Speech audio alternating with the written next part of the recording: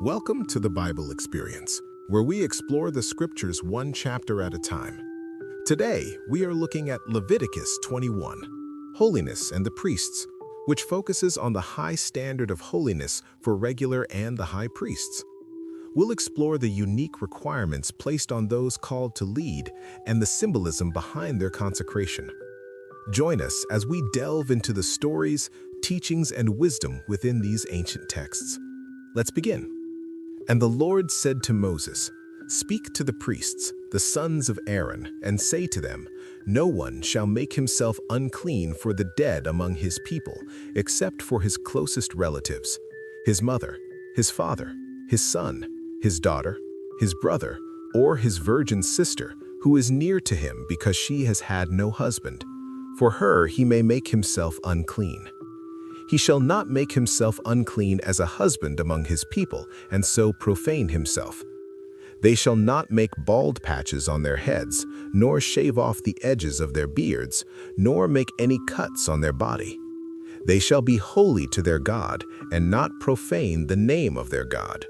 For they offer the Lord's food offerings, the bread of their God. Therefore they shall be holy.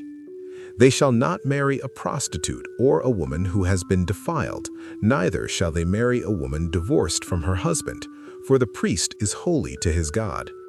You shall sanctify him, for he offers the bread of your God.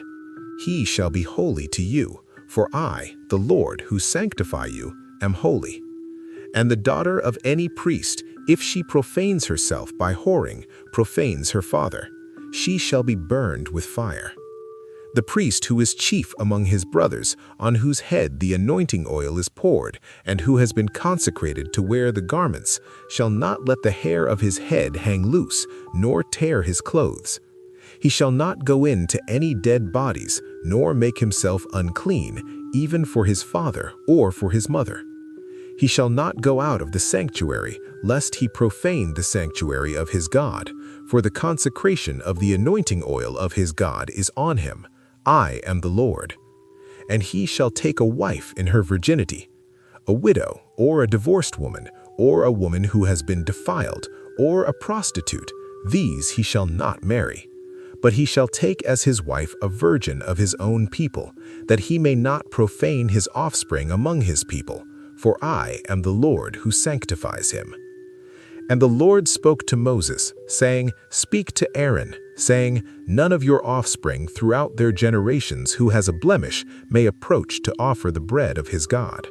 For no one who has a blemish shall draw near, a man blind or lame, or one who has a mutilated face or a limb too long, or a man who has an injured foot or an injured hand, or a hunchback, or a dwarf, or a man with a defect in his sight, or an itching disease, or scabs, or crushed testicles.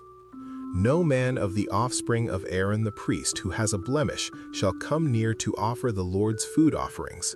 Since he has a blemish, he shall not come near to offer the bread of his God.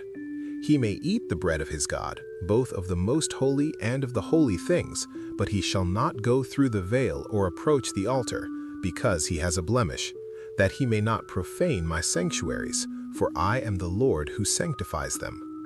So Moses spoke to Aaron and to his sons, and to all the people of Israel. That concludes our study of Leviticus 21 and the sacred responsibilities of the priesthood. This chapter reminds us that those who draw near to God are called to a life of distinct purity and devotion. Leviticus 21 outlines the elevated standards of holiness required for the priesthood, emphasizing that those who approach God's altar must be set apart in every area of life. Regular priests were restricted in their contact with the dead and their choices in marriage, while the high priest was held to a singular standard of purity, forbidden from mourning even his own parents or marrying anyone other than a virgin. Additionally, the chapter mandates that only those without physical blemishes could perform the actual sacrificial rituals, though blemished descendants of Aaron were still cared for and allowed to eat the holy food. These laws served to ensure that the priesthood remained a visible, untainted reflection of God's own perfection and glory.